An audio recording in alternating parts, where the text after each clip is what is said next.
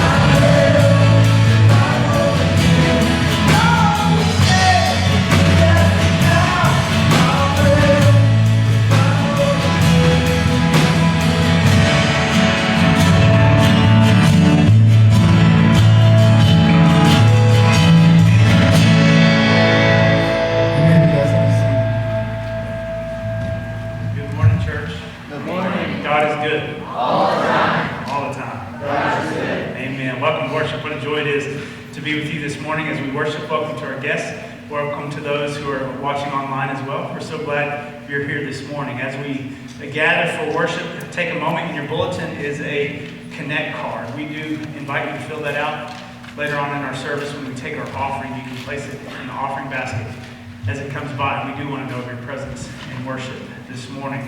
Just a couple of announcements for us this morning. First, our 19th annual chili cook-off for the Wesley Foundation is coming up next Sunday.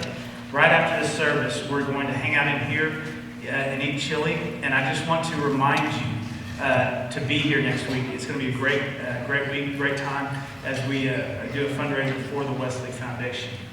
Also, this morning is going to be just a little bit different than our typical Sundays. This morning, you're going to get 3 sermons in one. We got me and Charlie and Roman, all 3 of us will be speaking this morning and talking about gratefulness and gratitude and joy and rejoicing. So that's the focus of this morning. So if you didn't know, now you know. That's the focus. So let's take a deep breath. Breathe it out. How grateful that I am that we can gather here this morning. That we can be a body of Christ together, listening for God. And so let's bow for a word of prayer as we continue to worship this morning. Thank you, God. Thank you for this time together that we have. And we come this morning, we bring our hurts, our griefs. We bring things that we need to let go of. And I pray, Lord, that as we worship this day, that you would remind us again of all that we've been blessed with. Help us to see with new eyes. Help us to be a people of gratitude and thanksgiving, no matter what's going on in the midst of our life. And we pray in Jesus' name. Amen. I want to turn back over to Roman this morning as he's going to share a little bit from his heart about gratitude and the church as well. So this morning, as we start talking about gratitude and gratefulness, so we joined this church 7 years ago on August 5th. And the reason I know it was August 5th is because we intentionally chose that day because that was my son's birthday and my oldest son's birthday. And so August of this year, we were here 7 years. And that by far blows my record of being on staff at any other church way out of the water. So 7 years. And so as I was just reflecting on the last 7 years, I just had a few thoughts. We joined 7 years ago, August 5th on a Sunday, and August 6th on a Monday, I came on staff. So we joined, then I came out on staff, and my first day at work was at a road trip to Kansas, to Friends University, when we hung out with James Bryan Smith and wrote the Good and Beautiful series that some of you have gone through, or are going through even now. And so that was my first week here. Road trip, James Bryan Smith. That's pretty cool. And so, but as I was thinking about, my time here, I began to look forward into the next 7 years. And sometimes I project ahead, but I often don't project that far ahead. So as I projected 7 years ahead, so my oldest son graduates high school in 2020. 7 years from now, my youngest son will have just graduated high school. I'll be 53 years old, and I thought my beard was gray now. If it continues, I'll probably look like Santa Claus. But hey, at least I still have hair. I mean, it's thinning a little back here. It can turn gray as long as it doesn't turn loose, right? So my thought was, as we approach gratitude and gratefulness, part of that process of gratitude and gratefulness, if you struggle with that, if you're like, I don't know, man, I always struggle with gratitude. I've always struggled with being grateful. Part of that is reconciling the past and the future. So what I mean by that is it's good to look back, because gratitude has to do with the present. So it's good to look back, and then it's good to look ahead and see where you're going. And then as you've seen the distance that you've made, that's where you can be grateful. I see where I once was 7 years ago. I see the church family that I have that has walked with me through high times and low times. I think back to a year ago at this time when my middle child is recovering from back surgery. And, last summer and fall, we were fundraising. And one of the first person that gave at the fundraising was a college student. The first person that gave was a college student. And they had sold a base. and we're going to get another base. And instead, they gave their money to me for my son's surgery. And so I think about that, and it's those times when I just sit in the present, because sometimes we get really excited about the future, and it's awesome. Sometimes we mourn the past, and I understand. But man, to reconcile all those, we sit in this moment and we go, man, this is good. Because I can tell you in 7 years, some of the faces that are in this room won't be here. I'm not talking just death, but I'm talking people will graduate, people will get married. Some people will move to be closer to their children. But you know, also in 7 years, there'll be new faces here. And we'll go, how did we ever do this without you?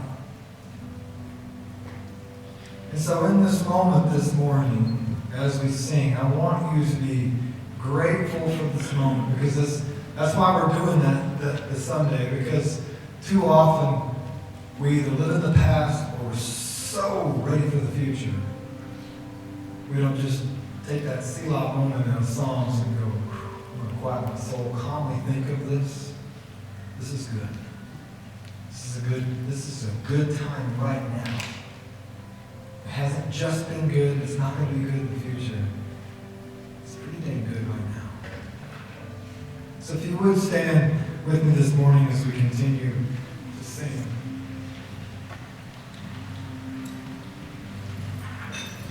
God, we thank you. Lord, we just want to take the next few moments, Lord, to appreciate you. And not to worry about what's going to happen, not just 7 years from now or right after church, but just worship you right now. This one. It's the only one we're guaranteed. Not to be cliche, but Lord, we have right now. So right now we want to worship. Thank you, Father.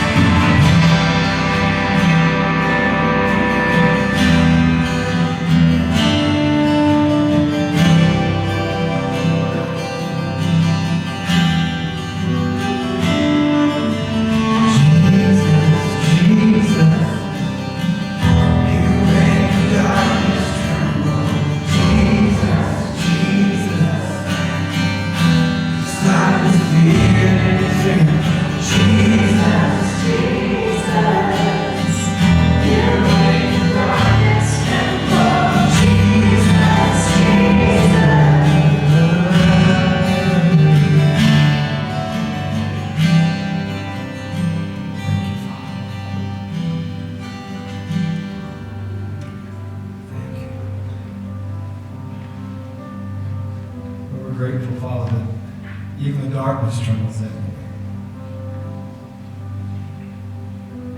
But we tremble. Holy, holy are you, Lord. You're worthy. You're worthy.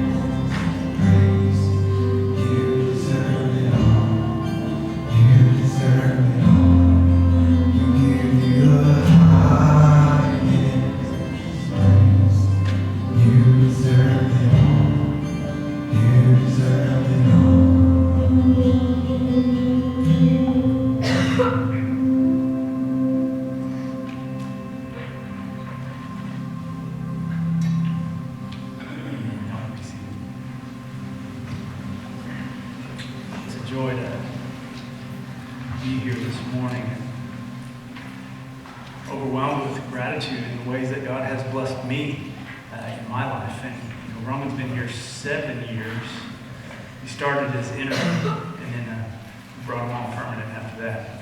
And I've been here 8.5 years, longest I've ever been anywhere in ministry. And so excited and thrilled for that.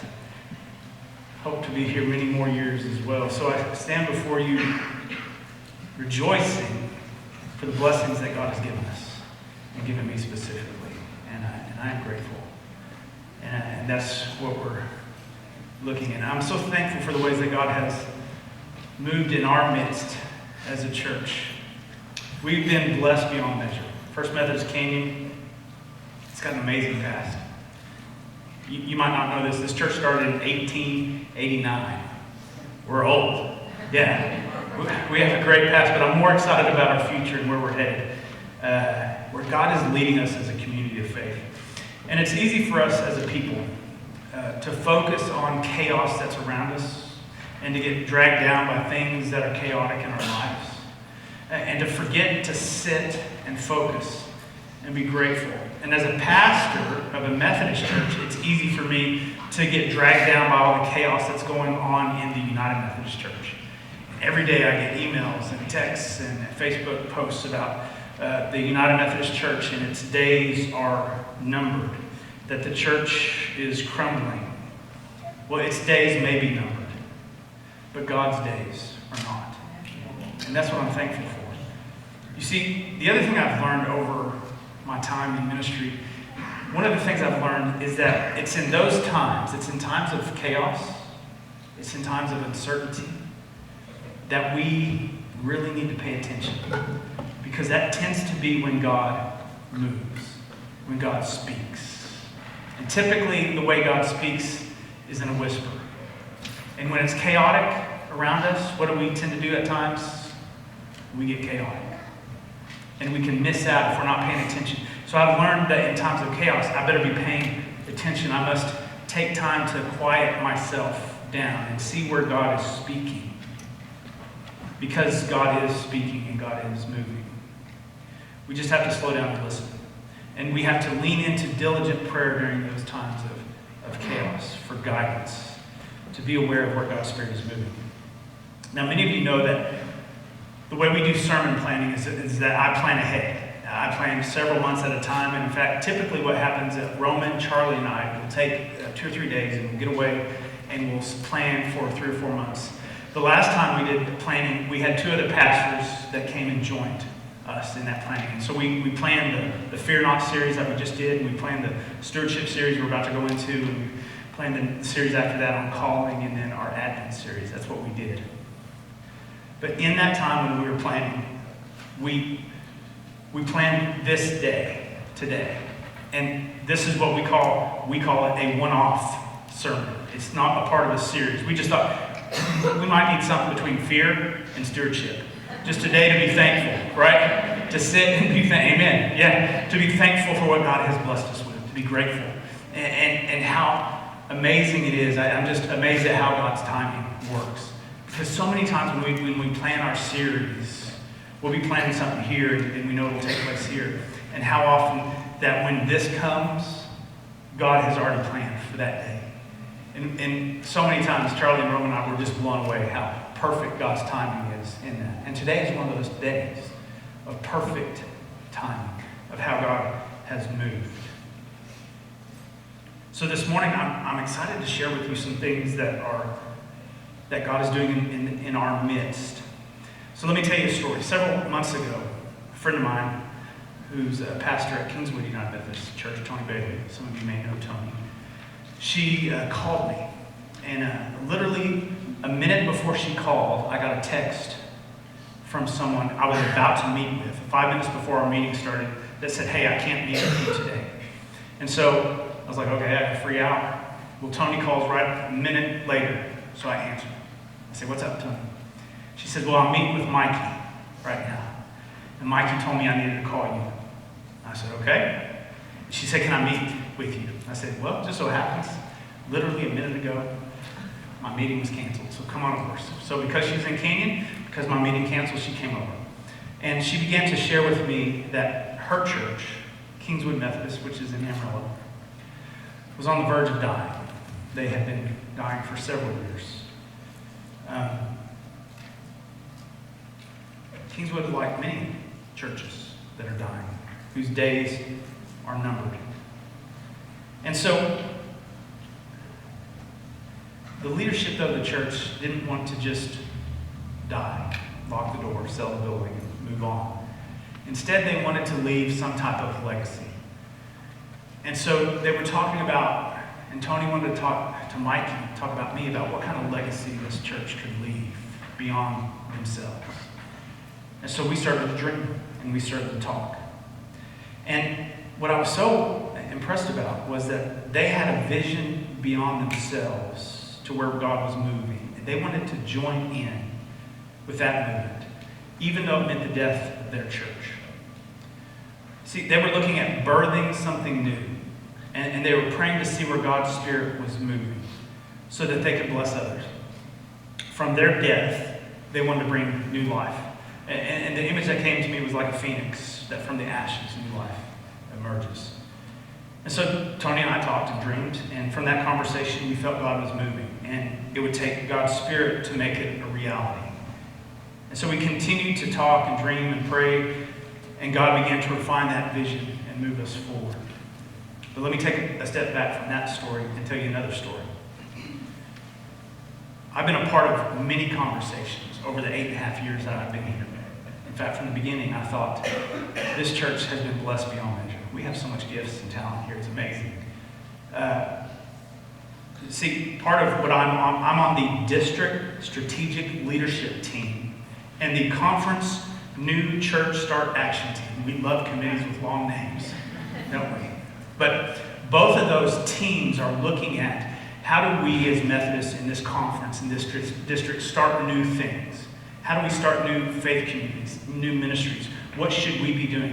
And I've had this conviction for a long time that our large churches like us should be birthing new ministries, new churches.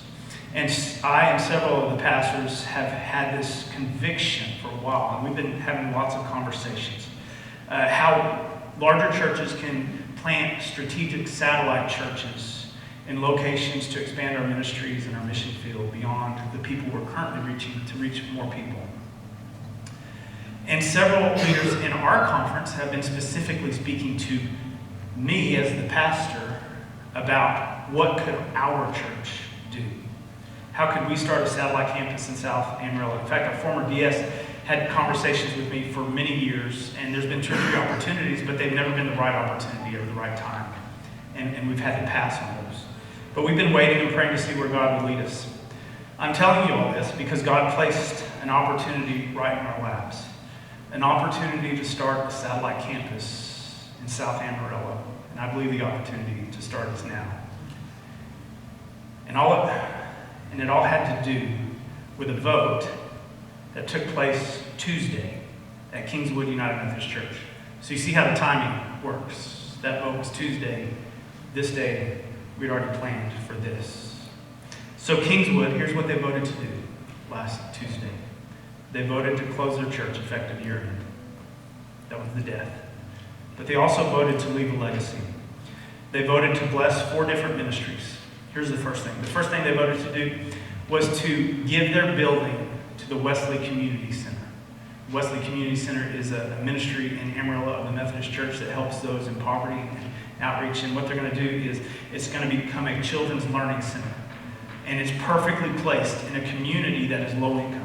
So they're going to be able to bless families with affordable childcare and single-parent families.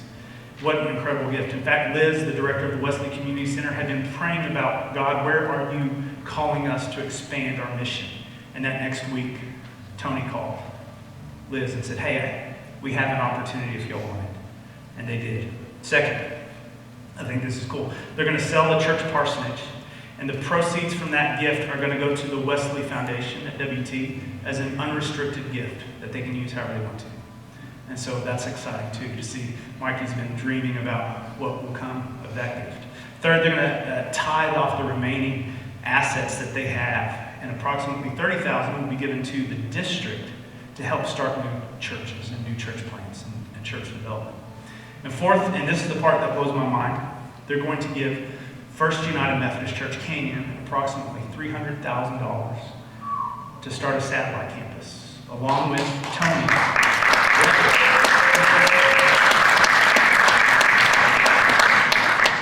Tony Bailey will come on our staff effective January 1st, and she will be a part of our team to help start that campus in South Amarillo. We have a potential location that we'll be using for that satellite campus that will also be given to us, but those details have not been worked out as of yet, so I can't share specifically. So we have been given the blessing to start a new satellite campus, approximately $300,000 seed money, a campus pastor with the gifts and graces to start new things that is under our leadership, and a potential location to start it all in, all without any cost to us. How amazing is that? So we as a church have to decide if we want to accept that gift, if this is the direction that God is leading us as a church. Now, I as your pastor believe and have been praying for this for a long time. And I do believe this is where God is guiding us. Now, I've shared much of this information already with our leadership teams as we've been talking about this. This has been a quick process. Do you know that in Methodism, nothing is quick? This is one of the reasons why I know this is of God. Because nothing in Methodism is quick. And we've been sharing with our leadership teams, and I'll be sharing a lot more details over the next several months as well. But we have to formally vote to accept this gift as a church, and the appointment of Tony as our associate, who will be a part of our team as we start this new campus. And we'll do this at our regularly scheduled church conference, which is a month from now. Again, did you see the timing in all this? They voted this month. Gives us a month to get all the information, and then we will vote a month from now. So between now and then, here's what I would invite you to do. Pray for our church. Pray for this opportunity and this vision from God. I also invite you to pray for Kingswood, for that church, as they mourn their loss of their church, but also as they had the courage to bless other ministries where their death brought new life. So pray for them. And we'll have many opportunities over the next month to ask questions and give you more details as well. But today I'm grateful. I'm excited. I'm excited where God has led us, where He's leading us as a church. I'm grateful for the calling that God has placed in our lives. And I'm excited about our future as well, where God is leading us as a church. So will you pray for me? Pray for us as well. Let's bow forward in prayer. Thank you, God. Thank you for this vision and calling that you have placed in our laps. Lord, it's going to be a lot of work. But how amazing, God. How grateful we are that you've blessed us, and that you continue to call us and guide us in truth. In all things, we will give you praise. In Jesus' name, amen. Well, part of this morning, too, is that you're going to get to participate with us in talking about gratitude. And the first thing we're going to do is we're going to invite our children to come forward for our children's time, as they're going to participate in gratitude as well. So if our kids will come up at this time.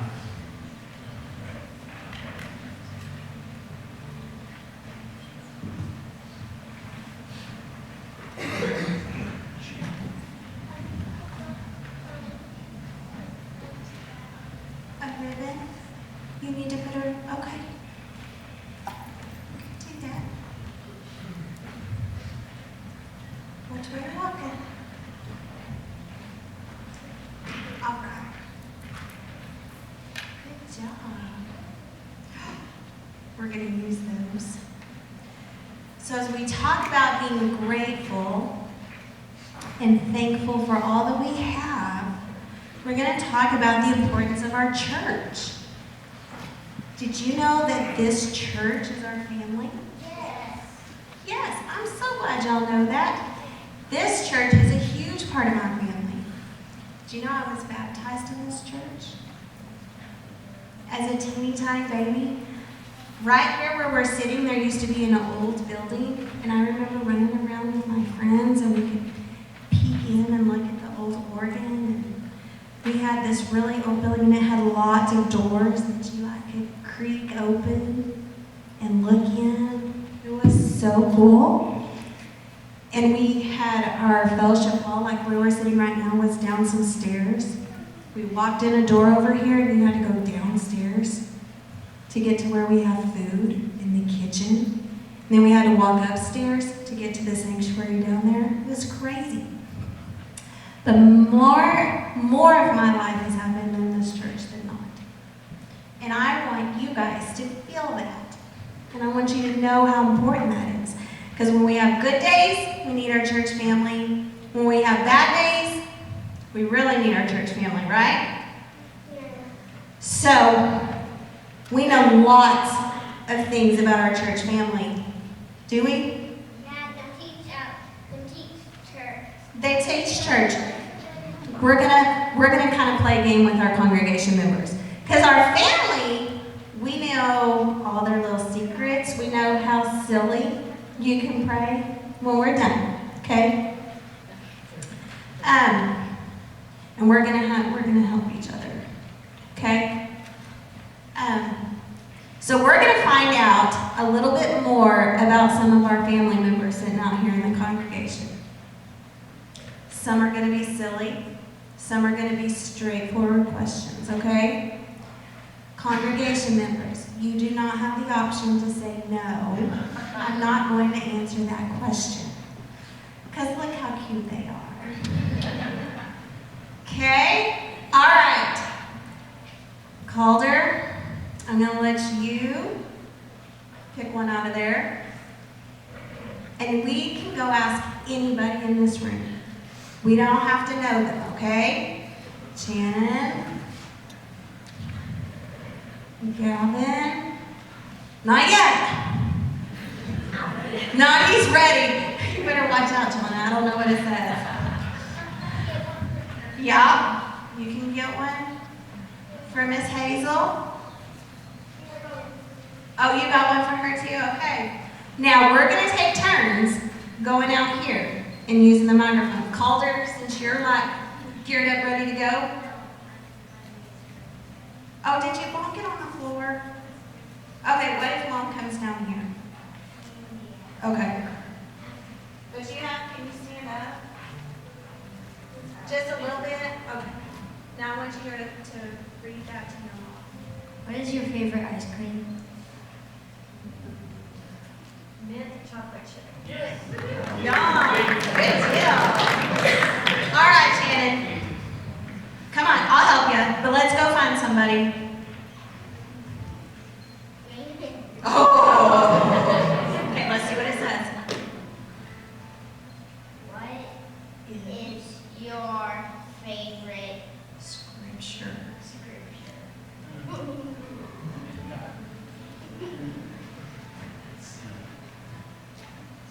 I like First Peter 4:12. Do not be worried about the fiery trials upon you. And it talks about sharing. God shares your pain with you. Awesome. So we're never alone. That's a good one. All right, Miss Hazel, let's go ask somebody a question. You're going to help? Okay. You want to go ask Mommy a question? Okay. Okay, let's ask Mommy a question. Let's see what your paper says.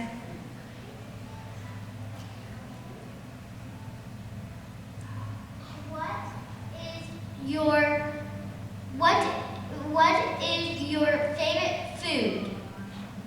Hymn. What's your favorite hymn? Nothing but the hymn. Does Mommy sing that song to you, Hazel? Awesome. All right, Miss Adeline, let's go find somebody for you.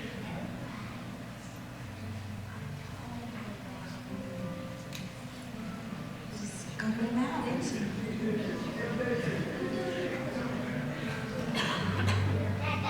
Okay. All right, let's see what it says. What is your favorite thing to do?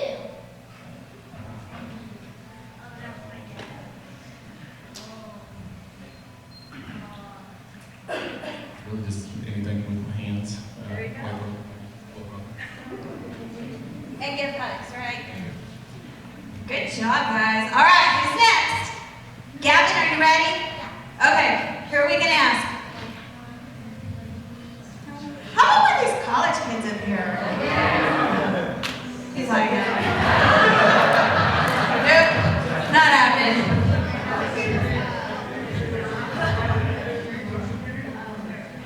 Okay, you can ask it. Let's see what it says. Oh, are you ready, Alex? Okay, it says, What is your most church appropriate, appropriate embarrassing moment. embarrassing moment?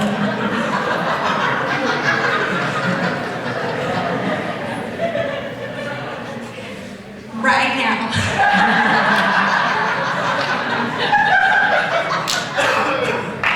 I'm sure Jennifer has some. You know what?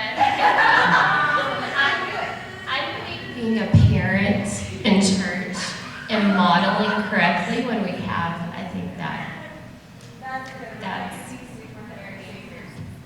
Good job, guys. Good job. Woo. Man, they called Rick out this morning. All right. Ready? Where are we going? Oh, he tackled his brother this morning, so it's time for somebody else.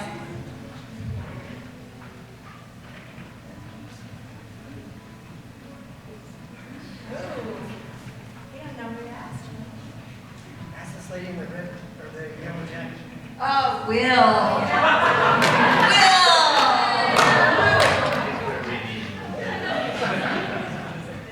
What is your favorite cookie?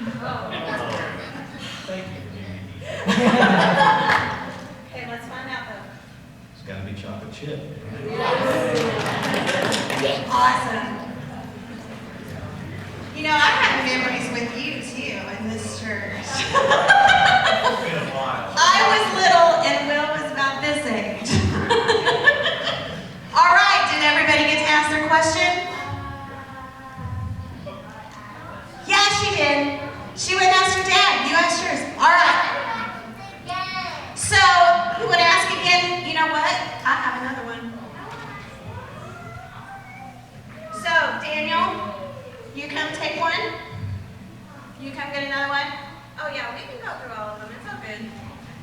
All right, you take this one. Shannon and Calder. I'll take it. All right. Are you good? Just okay. Come on, Shannon. We got what? 3 more? 4 more questions? You have to sing one, right? It's okay. Yep. Who are we gonna ask? Because that's a good one. Okay. Okay. What is your favorite church memory?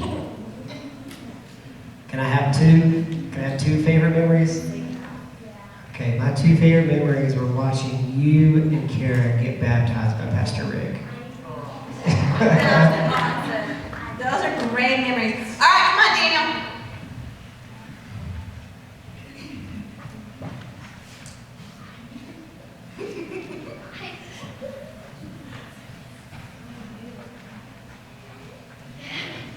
Oh, get Charlie, get okay. See what it is. How many books are in the Bible? 66. Did you cheat? Of course.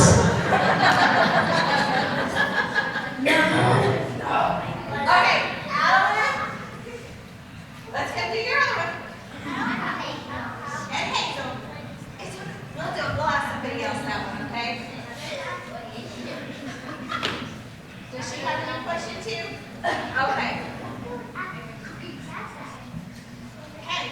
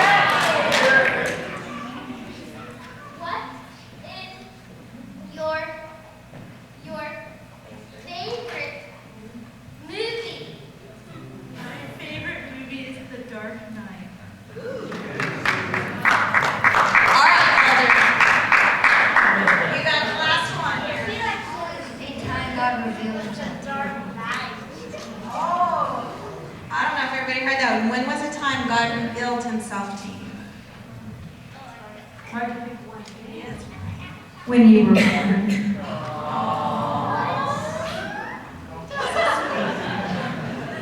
You're not satisfied with that. That was the truth. All right, Mr. Gavin, are you ready to pray? Your brother's going to pray today. Come on. Close this in prayer, bud. Dear God, please can you help us today to be loving and kind. Amen. Amen. Good job.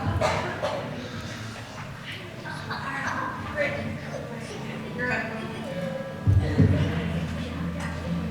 If you would go ahead and stand back with me as we just sing one more song.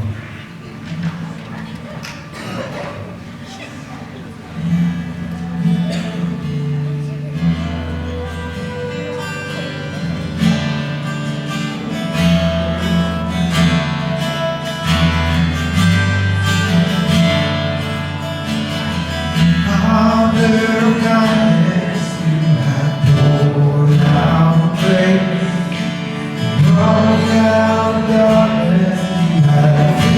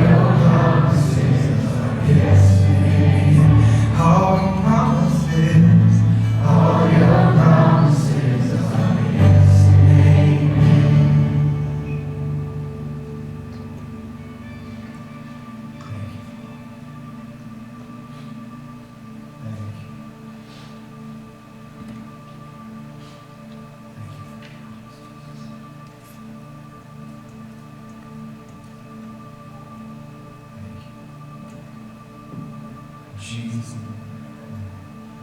Yes.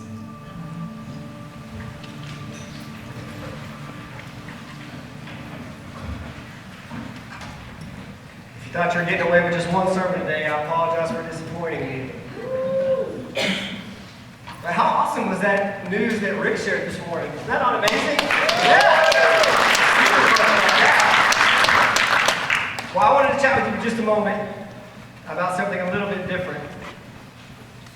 I want to read for you. This is Philippians chapter 4, verses 4 through 7. Many of you have heard this verse, memorized this verse. It says, "Rejoice in the Lord always. Again, I will say, rejoice. Let your gentleness be known to everyone. The Lord is near. Do not worry about anything, but in everything, by prayer and supplication, with thanksgiving, let your requests be known to God. And the peace, this is my favorite part, the peace of God, which surpasses all understanding, will guard your hearts and your minds in Christ Jesus." So I have to tell you, I had an opportunity this summer to actually live out the truth that was revealed in this scripture. Don't worry. Rejoice. Be thankful. And God's peace will guard your heart and guard your mind. Many of you may not know, but my summer is kind of crazy. So during the summertime, that first week in June, usually I'm on a mission trip to Memphis, Tennessee, and I'm gone for that. And then there's recovery time coming back. And then last week of July, I have Camp Nova that I co-direct with Kelsey Acevedo and Kayla Earlbeck.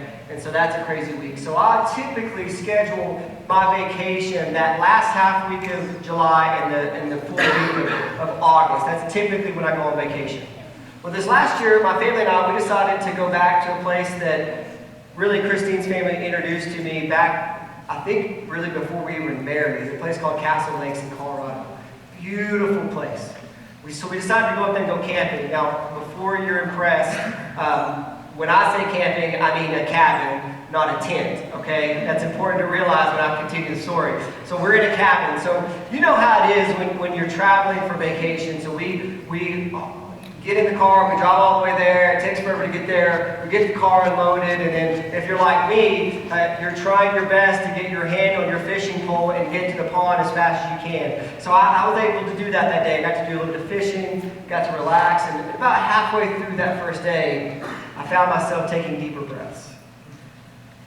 I'm on vacation. So I'm enjoying myself, the beautiful scenery, having fun with my kids. And so we go to sleep that night, and that was the first day. And then the next morning, about 6:30 in the morning, my brother-in-law, who was there with us, he's pounding on my bedroom door saying, "Charlie, you better get up right now, get your clothes on, and get outside." So of course, I wake up in a panic. I have no idea what's going on. I'm on vacation. I'm sleeping till 9 at a minimum, let alone 6:30. There's no way. So I throw my clothes on, and I run outside, and we find this. Let's go to that next slide. If you're curious what that yellow thing is, that's our side airbag hanging down there. Let's go to the next slide. Driver's side, let's keep going. Every door in our vehicle looked like this. Keep going.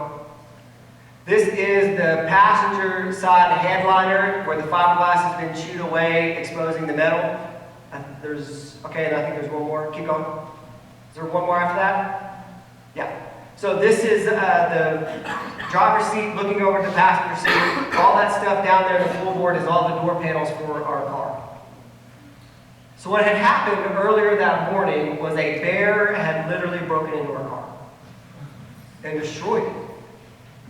In fact, my brother-in-law, this is my favorite part of the story, he's talking to me and we're looking at all the destruction. He goes, "Yeah, I was wondering what was going on because I was laying in bed and I heard 2.5 honks.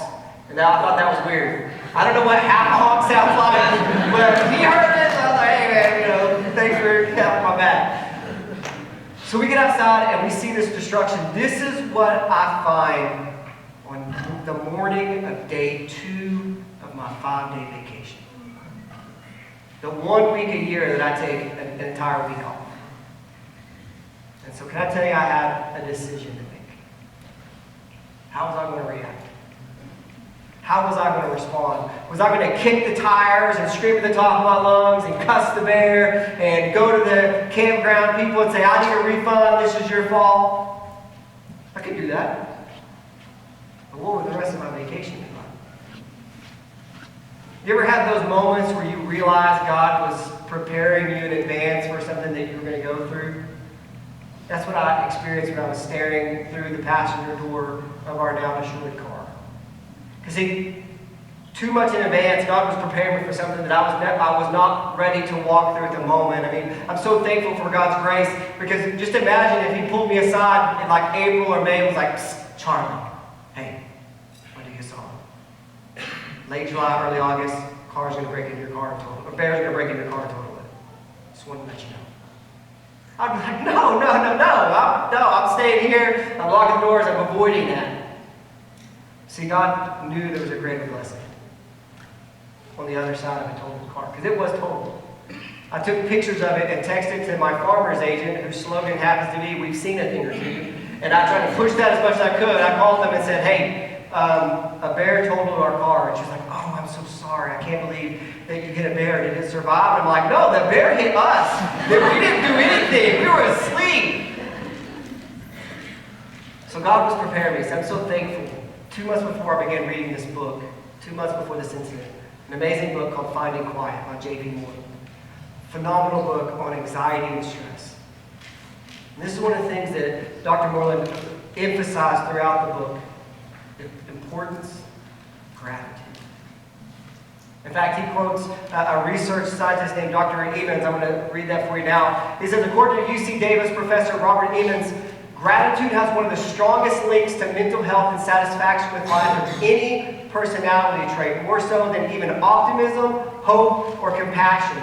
Grateful people experience higher levels of positive emotions such as joy, enthusiasm, love, happiness, and optimism. And gratitude as a discipline protects us from the destructive impulses of envy, resentment, greed, and bitterness. Gratitude is crucial. See, what I'd done as I was reading this book, I didn't do this perfectly, but what I'd been striving to do was every day I set aside a little bit of time and I would write down what I was grateful for. 5 things that I was grateful for. And because I was doing that, again, not perfectly, but because I was doing that, I had a wellspring of gratitude built up inside of me that empowered me to walk outside, look at my destroyed car on day 2 of my 5-day vacation and go, that's what insurance is for. That's what insurance is for. And guess what else I got to do? I got to enjoy the rest of my vacation. I can remember sitting in the lodge's office waiting for my agent to answer the phone and thinking, man, this place is beautiful. I'm so happy that nobody in my family got hurt. So thankful that I've got an amazing insurance agent that did not bat an eye, that bent over backwards to help us. In fact, she said, I know that your policy doesn't cover rentals. Here's a discount code to help offset the rentals. I got to just enjoy the rest of my vacation. Here's what else I got to see. I was so grateful that this moment allowed me to see that my son was seeing the value of the church. Because here's what happened. My son, he woke up and he ran outside in his Spider-Man pajamas, and he runs up to me and he's looking at the car, and he looks at me and he looks at the car and he looks at me and he says, Dad, what are we going to do? What are we going to do, Dad? And you know how kids, the light bulb goes off and you can kind of see it in their eyes? That's what happened. And he said, Dad, I know. Let's call the church. Can I tell you that for me and for Christine, a totaled car was worth the revelation that our son was learning that when you're in crisis, you call the church. When you don't know what to do next, you should call the church. Now, I'm grateful for that. I'm also grateful that because of Dr. Moreland's book and because of this practice of gratitude, I got to really freak out my mother-in-law. That was an added bonus.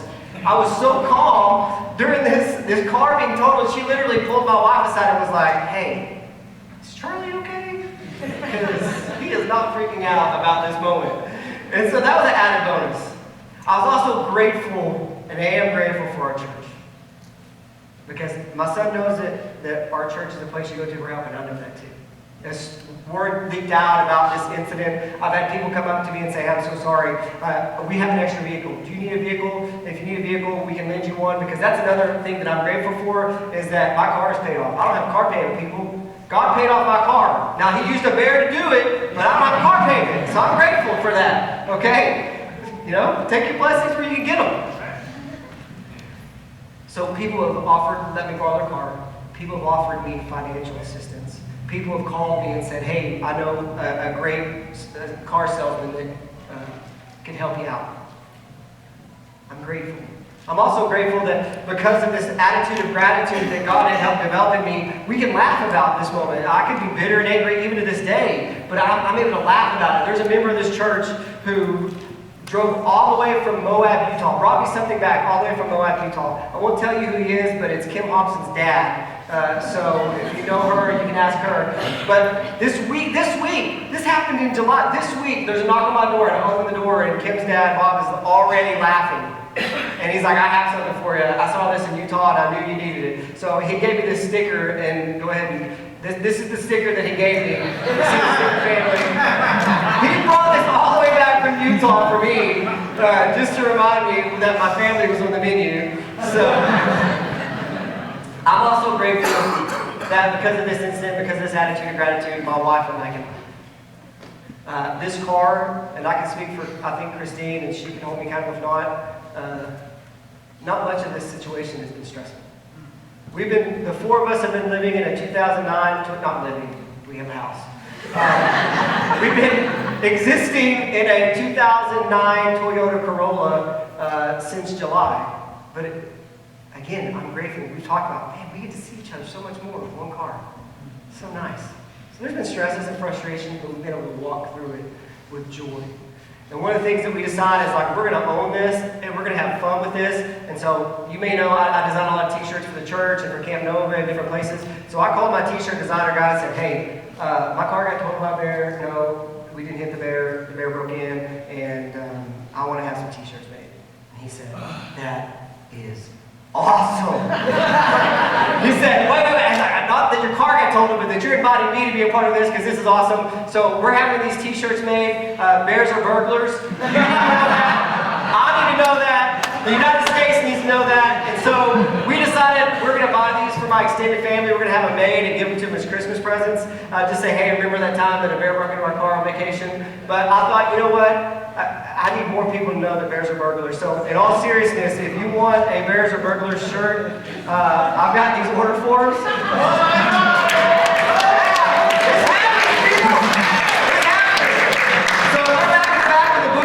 Fill it out. We're going to order these in a couple weeks. You can let me know if you're going to pay cash or check or pay me when they come in. But get these filled out and turned in. We need to let the world know, because I didn't know that bears are burglars, but bears are burglars. They break in, lock your cars, protect yourself at all times. So just know that. But here's the deal. And I lost my microphone. Here's the deal. I want to give you an opportunity today to take advantage of what I experienced in Colorado. Gratitude allowed me to endure a hardship with joy and set it aside and celebrate the good gifts that I was still being given in the midst of chaos. So my question for you today is, what are you grateful for? Let's celebrate it. Just raise your hand, I'll hand you the mic, and tell me what you're grateful for. What are you grateful for? Say it again. My family. Amen. Amen. Who else? What are you grateful for? Oh, yeah, go ahead. I got you. I'm grateful my sister was able to go overseas and do mission work. Amen. Amen. What are you grateful for? I'm thankful for my daddy and my family and my mama. Aww. Hey, that's how you get a raise in your allowance right there. Well played, sister. Well played. I'm grateful for all the stuff I have. Amen. I'm grateful for my family. Amen. All right, y'all don't let the kids do all the heavy lifting. Y'all help us out here. We have the best grandbaby who is the biggest joy bringer to everyone, not just to us, and also he is the cutest. Amen. Amen. That was an unbiased opinion right there. That was well played. I'm grateful for all the people who I've met and have made me grow closer with my relationship to God. Amen. Thank you, sir. Who else? I'm grateful for the church. Amen. Short and sweet. If you say you're thankful for the garden, I'm going to take it on. Say it. Just keep these separate. I'm grateful for the Wesley Foundation helping me restore my faith in God. Amen. I'm thankful that even though my mom's memory is bad, she still remembers a select few people of the Wesley. Amen. And it brings her joy. Amen. Time for 3 more. So you, and one more. Go ahead. I'm grateful. My daughter here goes to college, and I'm so grateful she has a family that the Wesley Center and the church that she wouldn't have other places. So I'm very grateful for that. Amen.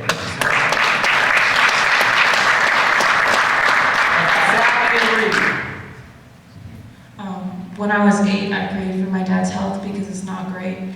And a couple weeks ago, he had a stroke. But I'm grateful that within a few days, he was back home and he's healthy and everything is fine.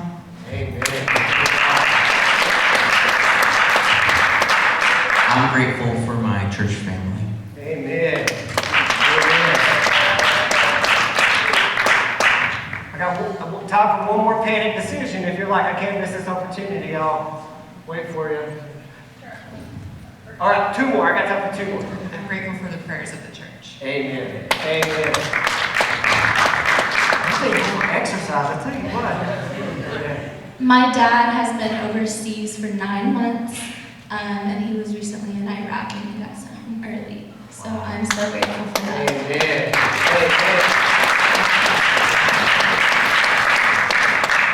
Amen. Church, do you feel that? Do you feel that in the room? That's what an attitude of gratitude does.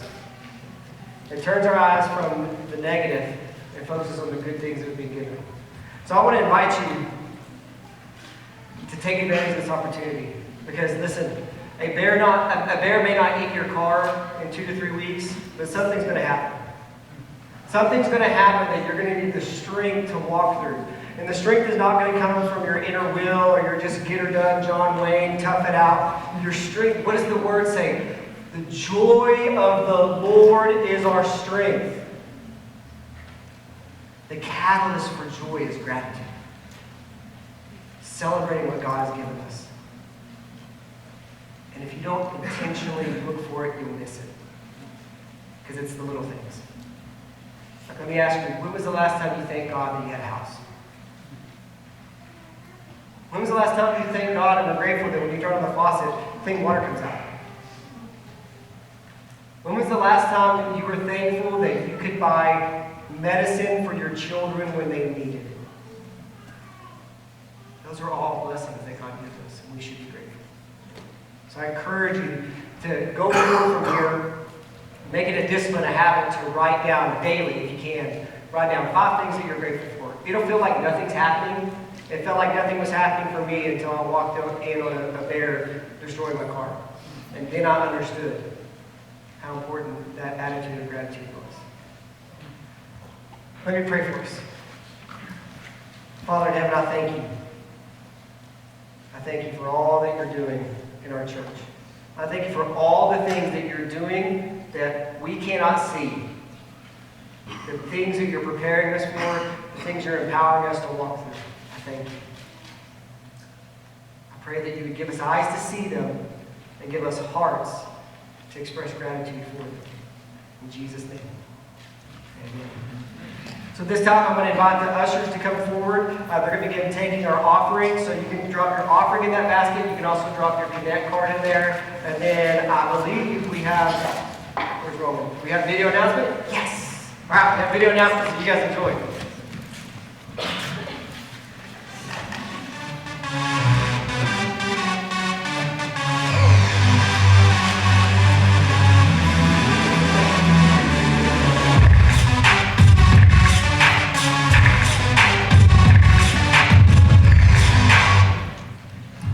Good morning.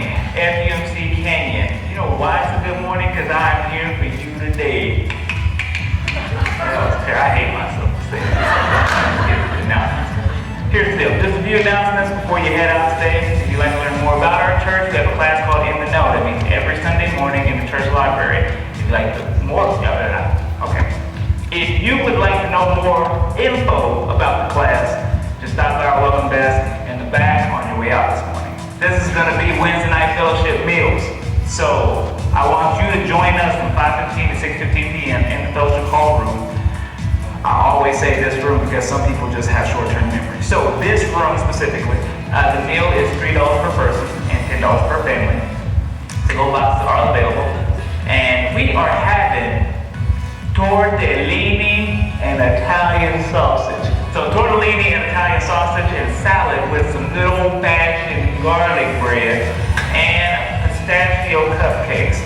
I'm just going to tell you right now, I have no opinion on pistachio cupcakes because I haven't had it. So to me, I'm interested to see what it's going to taste like because pistachio is necessarily not my favorite, but I'm pretty sure these cupcakes will be good. You want to know why? Because Charlotte cooks well. She can turn anything fantastic. So I'm going to just say y'all show up and eat it. All right, here it is. The Wesley, I'm not going to fling that. The Wesley presents the 19th annual chili cook-off and cake auction in the fellowship hall. Got caught in the mouth. Okay, the annual chili cook-off and cake auction in the fellowship hall room, immediately following the 10:50 a.m. modern service. To enter chili or dessert, or for more information, please contact Tracy Logan at 806-655-3535. I repeat, 806-655-3535. Do you have questions about membership at FUMC or what it means to be Methodist? If so, you're invited to our membership class on Sunday, October 27th from 6 to 8 p.m. in the fellowship hall. A light supper is provided and childcare is available on request. Now, I want to go ahead and emphasize that a light supper is provided and childcare is available on request. So, by request, with your kids. Anyway, check the church membership box on the Connect card to sign up for more information. Connect cards, sign up on the church membership. So UNW pecans or pecans, whatever you said, I don't care. Just know that UNW pecans today through the 27th of this month. Prepaid sales only. So you gotta get prepaid. You know what prepaid is? Ask your neighbor. Say neighbor, prepaid. Anyway, 1 pound bag is $12. And make checks, I'm sorry, I didn't mean to look like that. Make checks payable to UMW. Look for their table to contact Becky Hart at 341-5758. You can also leave payments in the church office, so that would be really good. We would greatly appreciate that. Church, on behalf of FUMC and Tank, we would like to thank all of our guests for being here today. We have a free gift for you located, guess where? Y'all know, in the back. So, and there you got it, in the back. So, don't forget to stop by and pick up that gift because it is free. You don't get that often. And, yeah, so thank you so much for being part of your weekend with us. So, if y'all go ahead and stand, one of our pastors will dismiss you. Thanks. Have a great week. Y'all have a great week. Great week. Not a great week, but a great week. Great week. Good job, man. I love it. I was literally sitting next to Tank as Tank told me to stand up and dismiss you guys. That was amazing. Well, just one last thing. If you would like a Bears or Burglars t-shirt at the bookshelf in the back, the proceeds are going to go towards a date night with my wife. So just help a brother out, okay? Just say it. Come on, God. Hear this benediction. God is so good. Celebrate His goodness with intentionality. Be grateful today.